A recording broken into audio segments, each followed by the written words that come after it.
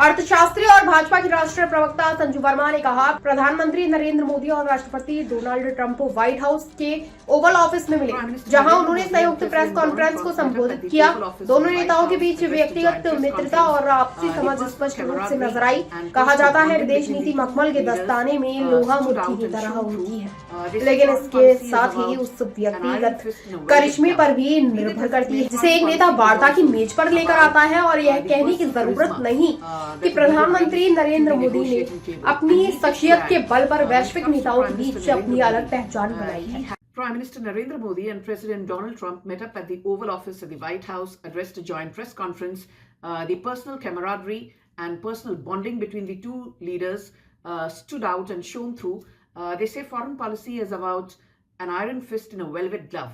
Be that as it may, foreign policy is also about the personal charisma that a leader brings to the negotiating table. And needless to add, when it comes to Prime Minister Narendra Modi, he has endeared himself to a whole lot of global leaders across the spectrum by virtue of his personality. Don't forget, Emmanuel Macron, the French president, broke protocol to see off Prime Minister Narendra Modi at the airport as he emplaned from France for his next part of the journey, which was the United States of America. And now in the US, what I found very interesting was President Trump gifting a book to Prime Minister Modi. The book is titled Our Journey Together, and President Trump actually pointed out his 2020 visit to India, particularly the Taj Mahal, when he visited the Taj Mahal along with his wife, Melania Trump. It is these small things that stand out. Of course, foreign policy is about bilateral trade, commerce, cybersecurity, collaborations in climate change, agriculture, industry, so on and so forth.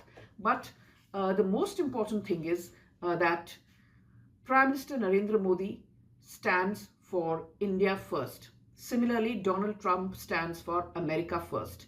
And I think it is this respective love for their nations that brings these two leaders together like never before. They have a special bonhomie, they have a special camaraderie, they understand each other. And yes, a barely few days back, President Trump has imposed a 25% tariff on Mexico and Canada.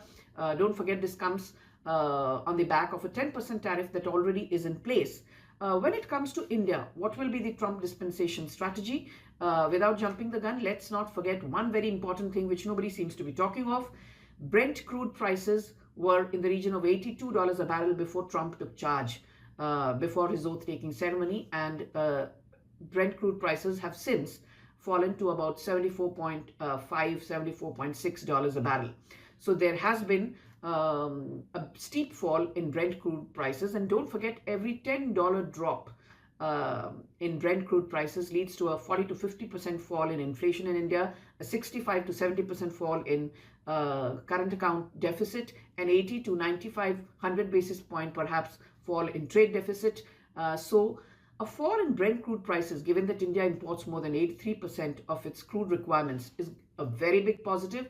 Also, don't forget, since the Trump dispensation came into power at the White House, US bond yields have fallen from about 4.9% to 4.6%. Falling US bond yields, that also is positive for India, because if the bond yields in the US harden, there is a flight of foreign capital from India to the US. So falling US bond yields bode well for India in terms of attracting greater foreign flows. Also, the dollar index, which was at about 110 before Trump took charge, has since come back to 107.8 or thereabouts. That again is positive news, because the lower the dollar index or DXY, greater the ability of India to attract foreign capital. So for everybody out there who's been saying, there could be a start of a tariff war, the interesting point at this point in time is that as far as India is concerned, given the kind of relationship, the personal bonding between Prime Minister Narendra Modi and President Trump, Trump 2.0 is going to be great for India. And the start has been excellent, given the fall in US bond yields, the fall in Brent crude prices, the fall in the DXY.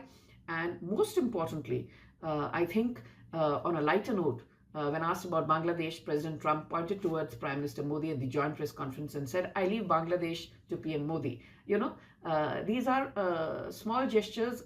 These lighter moments talk about a bigger collaboration in the making. Also, last but not the least, let's get one thing very clear, that within weeks of his oath-taking ceremony, after Benjamin Netanyahu of Israel, after the Prime Minister of Japan, Shigeru, Ms. Ishibaba, and of course, King Abdullah of Jordan. After these three global leaders, Prime Minister Narendra Modi is the fourth leader to be meeting up with President Trump, showcasing the importance of Indo-US relationship. He's also the first leader whom Tulsi Gabbard met immediately after taking over as the Director of National Intelligence of the Trump dispensation. Prime Minister Modi had an excellent meeting with Elon Musk and also with Vivek Ramaswamy. So net, the US visit is turning out to be successful for more reasons